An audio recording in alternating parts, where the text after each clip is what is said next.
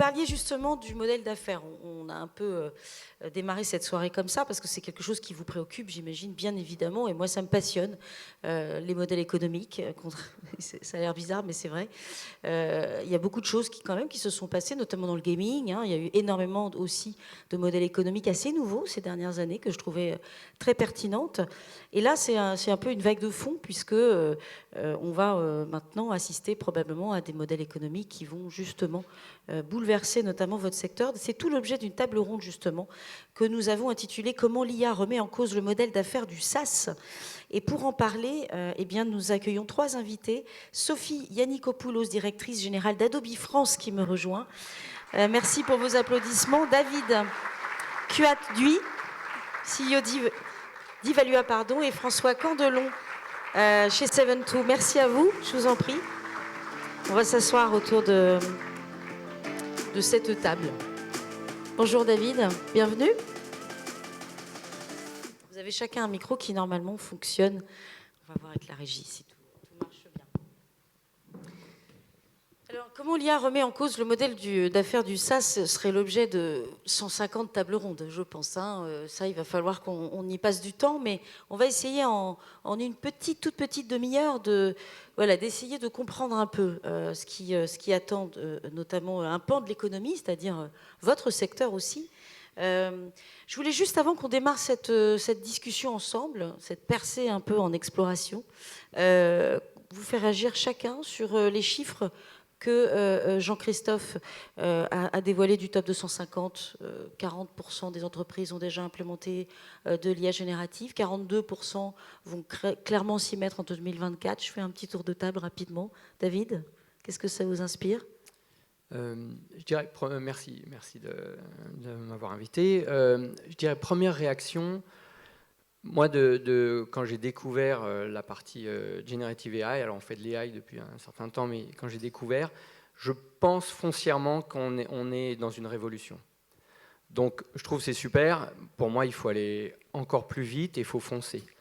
Et je dirais qu'il faut foncer pas que sur le côté mettre à disposition pour nos clients, parce qu'on voit qu'en fait, nos clients, eux, ils peuvent mettre du temps à y aller, donc on les met, mais des fois on les met et ça a du mal à déployer plus vite.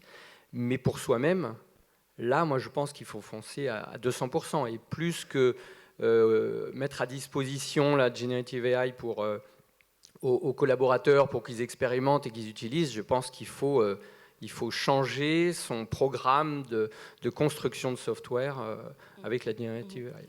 Pour vous, Sophie également, c'est... Je pensais que c'était plus. Vous pensiez que c'était plus? Vous êtes surprise? Je pensais que c'était plus de 40%. Ouais. Après, je peux comprendre que ce sont des investissements qui sont juste colossaux. Et donc, forcément, ça s'anticipe. Et donc, on comprend aussi que les 42 autres pourcents ont prévu de le faire, mais dans les 2 prochaines années. François, pour vous, les chiffres disent quoi? Les chiffres disent qu'on est en retard. Et la deuxième chose, c'est que je reviens sur le terme, c'est une révolution, mais il faut faire référence à Trotsky, c'est une révolution permanente. On a eu non seulement GPT-3, super, mais on va avoir les agents autonomes, etc. Et donc, il faut vraiment prendre cette révolution à bras-le-corps, et plus vite vous vous y mettez, plus vous aurez de chances de véritablement utiliser ces nouvelles technologies à leur full potential. Donc, effectivement, je pense que hardi petit, hein. Donc c'est pas assez. Vous dites non, ce soir, c'est pas assez. Il faut qu'il y ait plus de POC, je voudrais faire juste un point sur. J'ai trouvé super ce qu'a dit Thomas Courbe tout à l'heure. Simplement, pour moi, il a oublié une chose, qui est que l'une des difficultés, si on veut effectivement avoir des retours sur investissement, il va falloir, tous les jobs vont être impactés, et aujourd'hui, changer une description de poste, c'est extrêmement difficile. Donc, il va falloir accélérer sur la flexi-sécurité, protéger les individus, mais ne pas protéger les emplois. Alors, effectivement, je sais, là, vous hackez la table ronde, François. Effectivement, vous parlez de révolution du taylorisme. On va revenir là-dessus tout à l'heure. J'aimerais qu'on parle au présent, parce qu'on va aller un petit peu dans le futur, sans être futuriste, ça ne sert à rien. Personne ne sait vraiment complètement comment ça va se passer, soyons honnêtes, mais on va essayer d'y aller par étapes. Parlons du présent. Vous dites chez Evalua, alors on va déjà redire un petit peu évidemment ce qu'est Evalua, qui existe depuis plus de 20 ans maintenant. Vous dites que ça fait 7 ans que vous faites de l'IA. Parlez-nous un petit peu de cette courbe d'apprentissage et rappelez-nous aussi quel éditeur vous êtes. Oui, donc Evalua, on est un éditeur de logiciels SaaS où on fait de la gestion des achats, principalement pour les grandes entreprises. Donc il faut des organisations assez complexes. Donc on fait vraiment un logiciel de gestion de données, donc c'est vraiment basé sur une base de données, on ne fait pas de l'algorithmie très sophistiquée, hein, c'est vraiment proche d'un ERP. On a décidé il y a effectivement 7 ans de créer une équipe IA pour traiter certains cas d'utilisation qu'il y avait dans notre logiciel. Par exemple, quand on doit reconnaître des champs dans une facture, on s'est rendu compte qu'avec un système où on entraînait un système d'IA, on pouvait découvrir des champs. Donc on va dire, moi je trouve que c'est un peu l'IA qui existe depuis maintenant des dizaines et des dizaines d'années, hein, avec des réseaux de neurones, où on a investi et c'était quand même, pour être franc, hein, un peu laborieux. C'est-à-dire c'était difficile d'entraîner, il fallait beaucoup de données, et puis la qualité n'était pas forcément au rendez-vous, il y avait un côté un petit peu rigide, et ça sort des résultats, ça accélère, mais l'investissement était lourd pour le retour. Okay. Et puis, effectivement, il y a maintenant un peu plus de 2 ans, est sorti GPT, et là, en fait, on a vu l'opportunité de quelque chose qui sort et qui est, on va dire, packagé. C'est-à-dire qu'on n'a plus le côté à faire l'apprentissage. Et tout d'un coup, on s'est dit, nous, ce n'est pas notre métier de faire des modèles de LLM. Par contre, il y en a qui arrivent et qui commencent à être aboutis. On pourrait dire c'est un peu comme quand l'iPhone est sorti. Avant, il y avait des smartphones, et puis un jour, l'iPhone est sorti, et d'un coup, il était packagé et abouti. Donc, on est parti là-dessus et on s'est dit, on ne va pas inventer la couche d'IA en dessous. Alors, il y a des belles entreprises en France qui le font et c'est super. Nous, ce n'est pas notre métier. Par contre, on va utiliser cette brique qui commence à être produite par plein d'acteurs. Il n'y en a pas qu'une seule, hein, il y a plein d'autres, qui évolue à une vitesse phénoménale. Hein. Vous l'avez dit, la révolution, elle est constante. En fait. Donc, là, ça veut dire que vous utilisez de façon agnostique plusieurs solutions sur le marché, c'est ça? Exactement. Ouais. Oui, on ne mise pas juste sur un cheval parce qu'en fait, on se rend compte qu'ils sont tous en train de se révolutionner l'un l'autre. Donc c'est assez incroyable. Et donc, effectivement, à partir de là, on a utilisé ça rapidement en refocalisant les ressources et l'énergie pour utiliser cette technologie et l'implémenter dans notre logiciel. Parce que la marche entre un modèle LLM générique entraîné et le fait qu'il soit utilisable par des clients dans un contexte business où les règles sont compliquées, il y a de l'humain, il y a des process, des organisations sophistiquées, il y a une marche qui est difficile à transformer. Je pense que c'est le but d'un éditeur de logiciel, comme nous. Voilà. Donc c'est sur ça qu'on se concentre. Donc vous vous concentrez, vous restez pour autant sur le SaaS qui génère quand même qui fait votre croissance, 200 millions, c'est ça, aujourd'hui, de chiffre d'affaires? Oui, aux alentours de 200 millions de dollars de chiffre d'affaires. On est à peu près 1000 personnes. On est implanté un peu partout dans le monde, en Asie, aux États-Unis, au Canada. Et voilà. On est leader dans le Magic Quadrant avec d'autres acteurs américains. Ok. Bravo déjà pour la trajectoire. C'est quand même assez beau de voir des entreprises qui tiennent la route comme ça. Chez Adobe France, alors chez Adobe tout court d'ailleurs, c'est aussi une histoire, une affaire de software, mais c'est aussi maintenant une révolution que vous embrassez petit à petit. Est-ce que vous pouvez nous dire aujourd'hui qu'est-ce que représente cette révolution concrètement? On rappelle qu'Adobe fournit aujourd'hui du software, des solutions logicielles. Des solutions pour les communicants. Pour les communicants. Là où on est connu, et les professions du marketing notamment. Absolument. Oui, on a 3 types de grands clients. On a on va dire les créatifs qui sont principalement dans des agences et dans des grands annonceurs. Des clients traditionnels qui utilisent Acrobat pour la numérisation de leur gestion de documentaire, et puis les marketeurs qui utilisent nos solutions. La révolution de l'IA générative, parce que j'entends bien, l'IA, elle est là depuis beaucoup plus longtemps. Bien sûr. Pour nous, elle a commencé un peu plus tard que les premiers LLM, c'est-à-dire en mars 2023. puisqu'en fait, on a commencé à sortir notre première IA générative en s'appuyant vraiment sur des fondements de responsabilité, on en reparlera après, de transparence. Mais globalement, ce qu'on a fait, c'est qu'on a sorti d'abord un moteur qui s'appelle Firefly, qui était notre premier moteur d'IA générative. On en est maintenant à notre 4e moteur de génération d'images à partir d'un prompt. Bon, ça, c'était effectivement le wow effect qu'on a tous connu pendant les débuts de l'IA générative. Mais au niveau du business model, puisque c'est ça qui nous intéresse, en fait, ce qu'on a fait, c'est qu'au fur et à mesure, on a intégré ces fonctionnalités d'IA générative dans tous nos produits. Donc, dans tous nos produits autour de Creative Cloud, le plus connu étant Photoshop, et puis dans nos produits autour d'Acrobat, pour pouvoir juste aller plus vite pour aller identifier les points principaux d'un PDF, par exemple. Et puis, évidemment, dans nos solutions de marketing digital pour faciliter la vie des marketeurs. Donc, en fait, au fur et à mesure, les évolutions sont arrivées dans la capacité de notre IA générative d'être de plus en plus puissante et de pouvoir intégrer de plus en plus de contenu. Donc, c'est pour ça que je vous parle de cette 4e génération après 18 mois, ce qui est beaucoup. Et en même temps, finalement, l'enjeu économique pour nous, c'était de pouvoir l'intégrer dans tous nos produits et finalement de pouvoir avoir plus d'éditeurs. Alors, je ne sais pas si j'en parle maintenant, mais avoir plus d'utilisateurs, puisque si on parle par exemple du monde du créatif, ce métier, il est beaucoup externalisé dans des agences de com aujourd'hui. C'est-à-dire qu'il y a des entreprises qui ont ces créatifs pour eux, parce qu'effectivement, ce sont des grands annonceurs, des grands consommateurs de campagnes publicitaires, mais la plupart externalisent à des agences ce métier-là, parce que c'est un métier d'expert. Et finalement, ce qu'on constate, c'est qu'il y a un shift complet, on appelle ça dans notre monde une tectonique des plaques, entre le monde des agences, le monde des annonceurs, enfin des grands dépenseurs de médias, on va dire, et puis nous, en tant qu'éditeurs, puisque les clients se mettent à internaliser la fonction créative grâce à l'IA générative.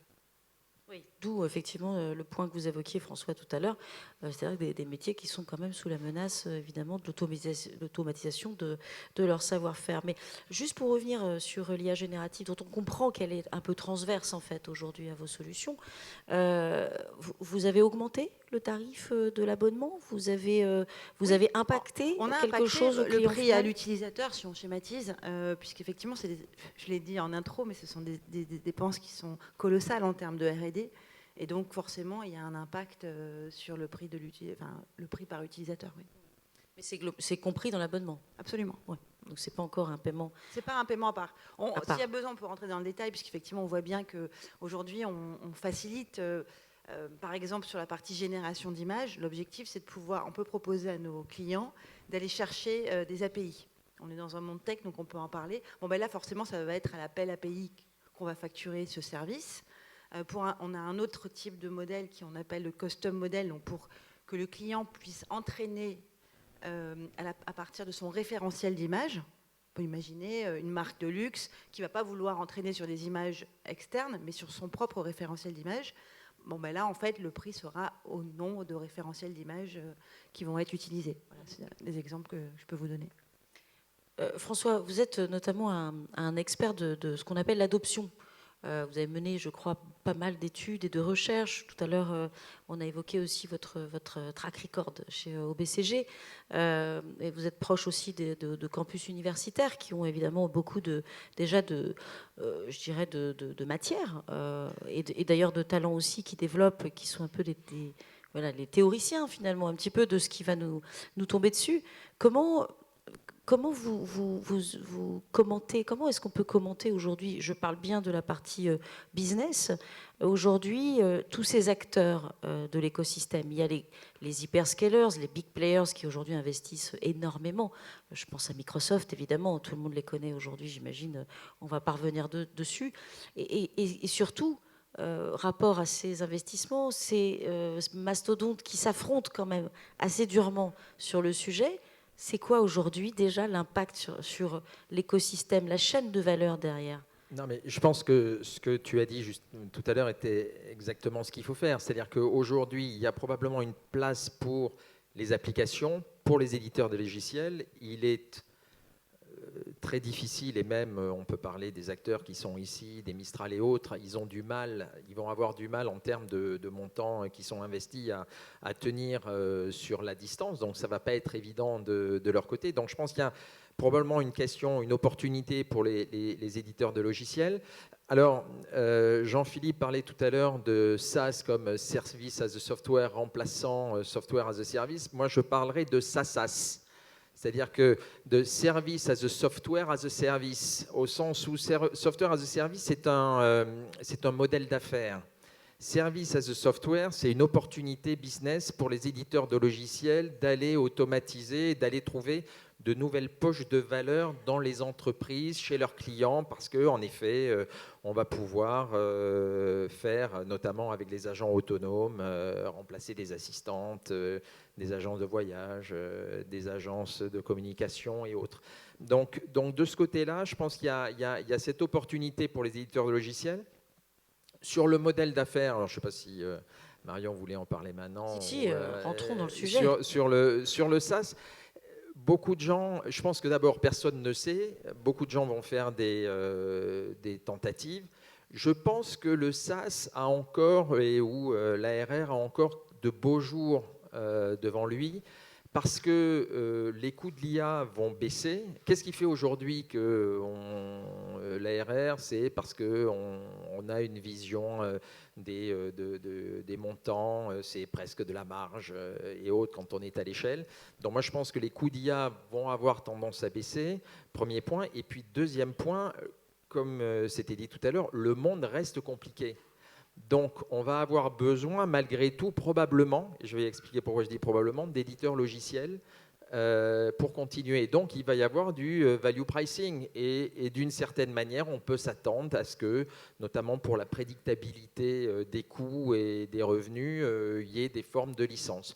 Maintenant, je vois deux risques, malgré tout, pour les éditeurs logiciels. Le premier, c'est d'avoir une architecture de modèle d'affaires qui est trop rigide. Or, peut-être qu'à un moment donné, en effet, on va avoir le prix c'est l'outcome qui va primer plutôt que la licence, quelle qu'elle soit. Et donc, la question de qui va porter le risque.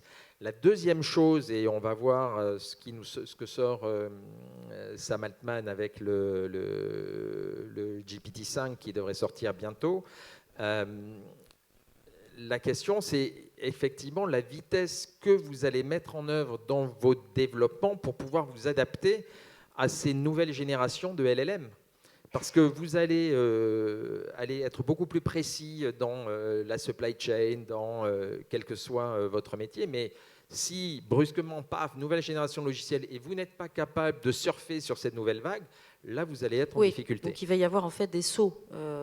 Et donc il faut être capable de sauter. Sur les LLM qui vont probablement, c'est ce vers quoi tendent les LLM, si je lis la presse américaine comme vous, des LLM, on va dire, assez verticaux en fait, vers des LLM plus spécialisés. Je pense que moi, je ne crois pas trop à ce que les LLM deviennent verticaux. Je pense que ce sera le rôle des éditeurs de logiciels. Je pense en revanche que les générations de LLM deviennent tellement plus performantes qu'elles rendent les éditions de logiciels sur les LLM précédents obsolètes. En tout cas, le LLM vertical se pose sur le modèle de l'open source. C'est en ça que je dis qu'aujourd'hui en Europe, il y a déjà des projets, notamment sur la science, qui cherchent à protéger son savoir et qui développent justement ses propres LLM à partir de l'open source. Bref, volontairement, je projette ce que Marc Benioff a dit récemment et qui a fait grand bruit.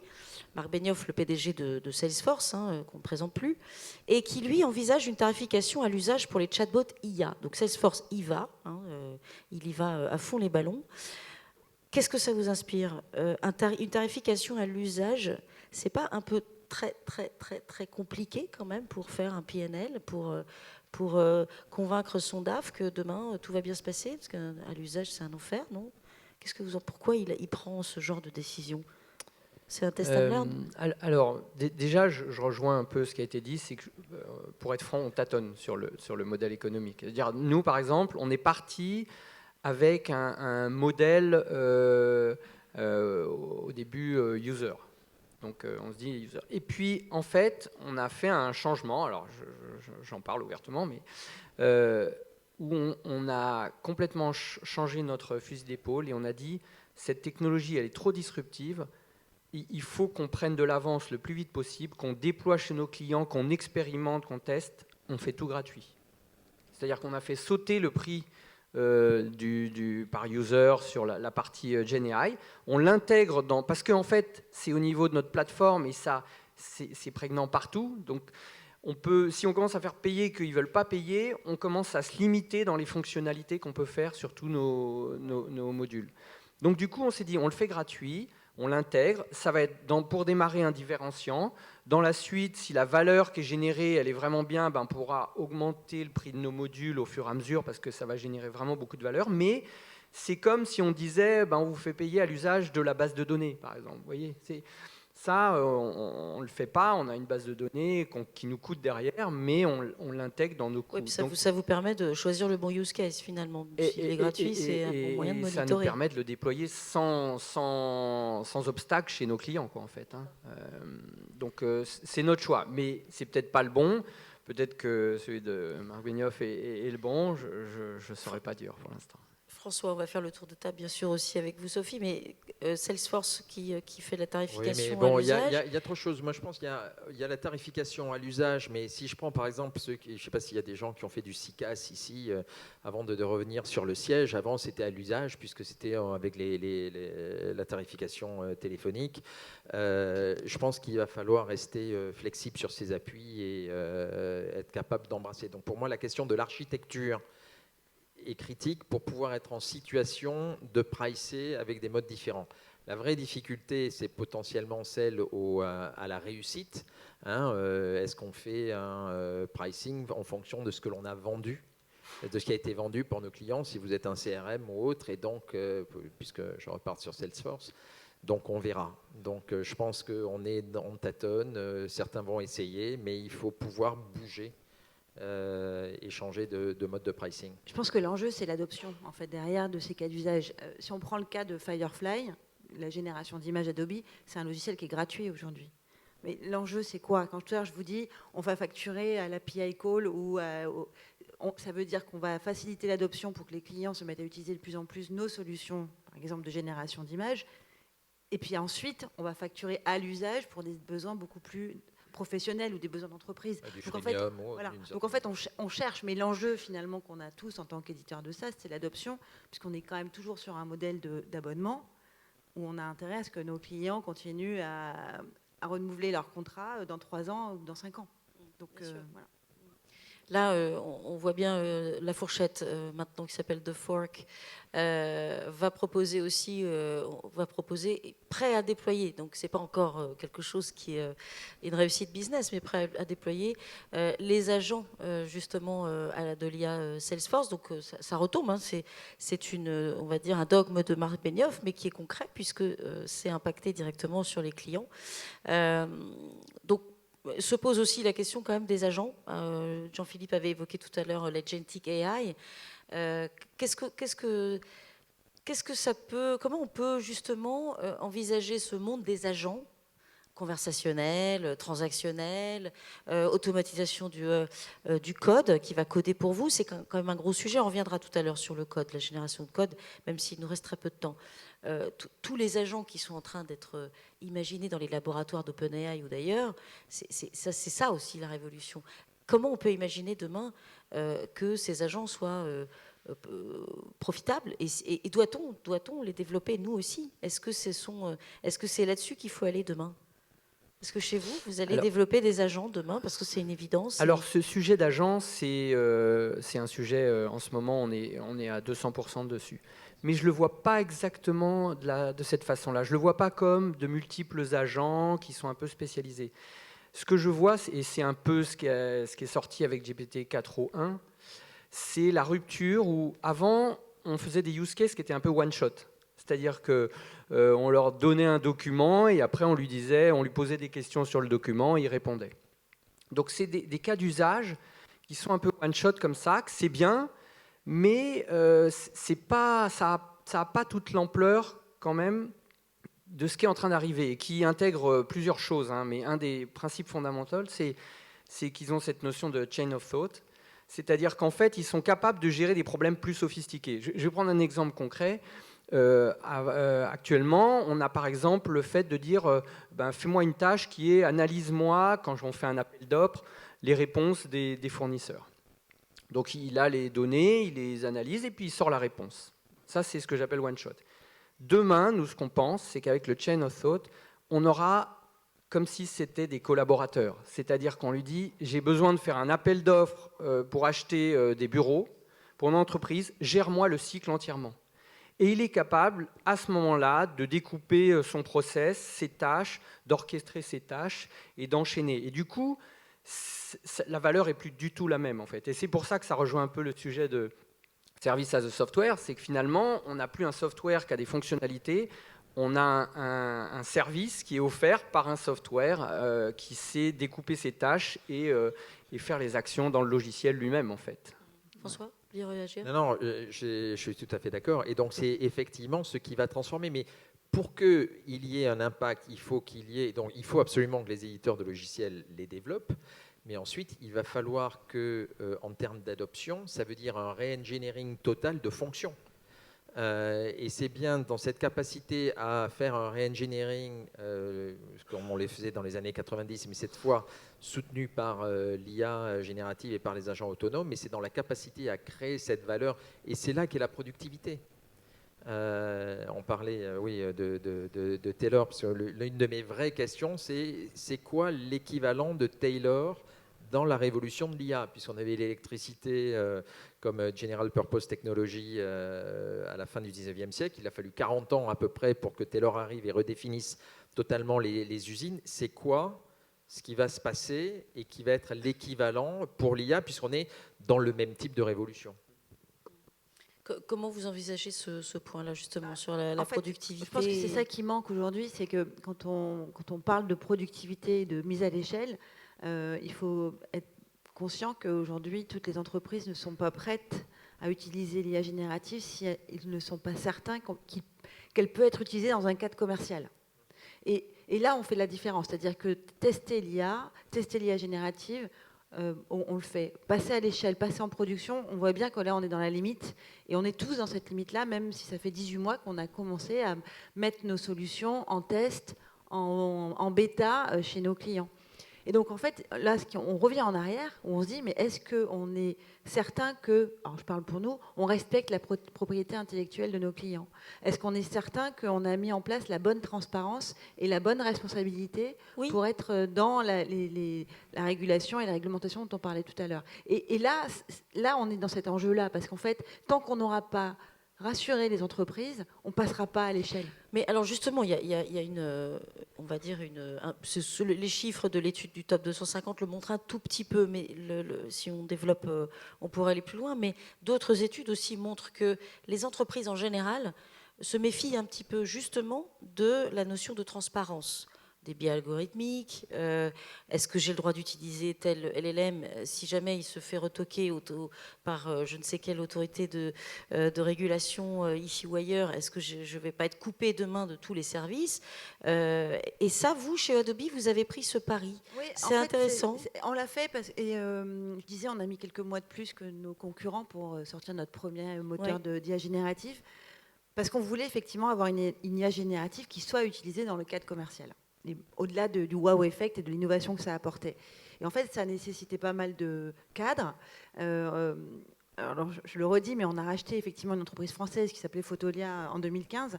Et ça nous a permis d'avoir une librairie d'assets, de contenu, qui a été le premier moteur pour entraîner notre IA. Et puis après, l'enjeu, donc ça nous permettait d'être tout de suite safe et de pouvoir montrer la source d'entrée pour pouvoir créer cette IA générative. Après, l'enjeu d'aujourd'hui, c'est qu'au départ, on a pu le faire avec des millions d'assets. Aujourd'hui, on doit le faire avec des milliards d'assets, puisqu'on est à la 4e génération. Donc, il faut continuer à populer, à remplir cette librairie, on va dire cette grande librairie d'assets. Et là, on a dû mettre en place un comité éthique.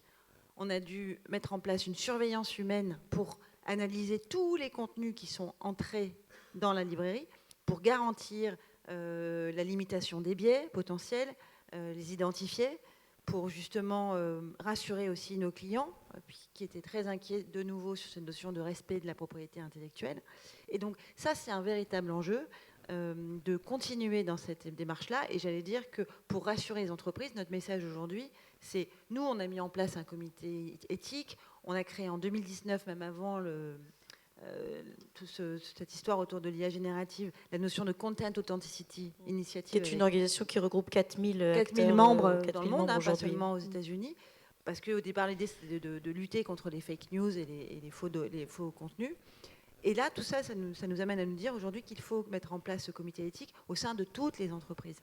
Donc est-ce que ça veut dire que si on le relie au sujet de la table ronde, c'est-à-dire comment envisager le modèle économique des entreprises demain, est-ce que ça peut être aussi un enjeu de compétitivité? Est-ce que vous pensez que demain, vous allez avoir des éditeurs qui vont dire « moi, je ne joue pas avec les copyrights ».